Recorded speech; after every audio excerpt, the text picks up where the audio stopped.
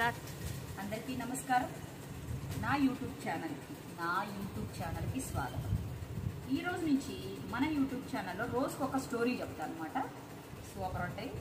Please like, share and subscribe to famous Bazaar. Actually ఈ story అంటే నీతి కథలాగా ఉంటుంది, కానీ నీతే జస్ట్ బాగుంటుంది, వినండి. నేను ఈ మధ్య ఇన్స్టాగ్రామ్లో విన్నా, చాలా బాగుంది. అనగనగా ఒక ఊళ్ళో ఒక రాజు ఉంటాడనమాట. అంటే ఆ రాజుకి ఏంది అని అంటే అందరికీ ఒక్కొక్క తెక్క ఉంటుంది కదా. దాంట్లో ఆ రాజుకి ఏంటంటే డైలీ అన్నదానం చేయాలా, ఎవరికైనా ఇప్పుడు ఆకలి అన్న వాళ్ళకి అన్నం పెట్టాలి అని చెప్పేసి ఆ రాజు యొక్క తపన అనమాట. కాబట్టి ఆయన నిత్య అన్నదానం చేస్తూ ఉంటాడు, డైలీ చేస్తూ ఉంటాడు అనమాట. కొన్ని వేల సంవత్సరాలు ఆయన వేల సంవత్సరాల నుంచి చేస్తూ ఉన్నాడు. ఒకరోజు ఏమవుతుందంటే పైన నుంచి గద్ద పోతూ ఉంటుంది అనమాట. ఆ గద్ద నోట్లో పాము ఉంటుంది. ఆ పాము యొక్క విషము ఆ అన్నదానం వాటిల్లో అంటే తినే ఫుడ్ పదార్థంలో పడుతుంది. పడడం వల్ల ఏమైందంటే అది తిన్న చాలామంది పాపం చచ్చిపోతారు. అప్పుడు ఆయన్ని ఒక దగ్గర తీసుకెళ్ళి ఏమైంది రాజు, ఈయన చేసిన తప్పేంది అని రాజు ఇంకొక రాజు అడిగితే ఇట్లా చేశాడు, అందుకని ఈయన్ని శిక్షించాలి అని చెప్పేసి అంటాడు. అప్పుడు రాజు అంటాడు, అది నా తప్పు కాదు కదా, గద్ద తప్పు అని అంటాడు.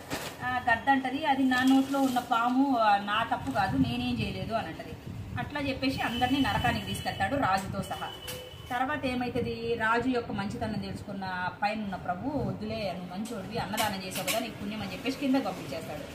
మళ్ళీ ఆ రాజు ఎప్పటిలాగే అన్నదానం చేసుకుంటా మంచిగా చేస్తూ ఉంటే ఒకరోజు ఏమవుతుందంటే ఎవరో ఇద్దరు బాగా ఆకలితో ఉన్న వాళ్ళు ఏం చేస్తారు, ఇట్లా ఒక రాజు ఉన్నాడంట కదా, అన్నదానం పెడతాడంట కదా, ఎక్కడ అని చెప్పేసి అందరినీ అడుగుతా పోతుంటే ఇట్లా దారిన అంటే రోడ్ల మీద అమ్మలు అక్కడ ఉంటారు కదా, వాళ్ళ దగ్గర పోయి రాజు ఇక్కడ అన్నం పెడతాడంట కదా, ఎక్కడయ్యా అని అడిగితే, ఎక్కడమ్మా అని అడిగితే వాళ్ళు చెప్పారంట, అదిగో అక్కడ పెడుతున్నాడు కానీ ఆయన మంచోడు కాదు, అది కాదు ఇది కాదు అని చెప్పేసి ఏయో చెప్పారనమాట. అప్పుడు వాళ్ళు ఏం చేశారు పాపము, వాళ్ళు చెప్పిన మాటలు విని ఆయన తినకుండా వెళ్ళిపోతాడు. అప్పుడు కొన్ని రోజుల తర్వాత వీళ్ళు చనిపోయి పైకి వెళ్తారనమాట. అందరూ పైకి వెళ్ళిన తర్వాత ప్రభువు చిట్టా తిప్పుతాడు కదా, అప్పుడు ప్రభు అడుగుతాడు వీళ్ళు ఏం నేరం చేశాడు అని.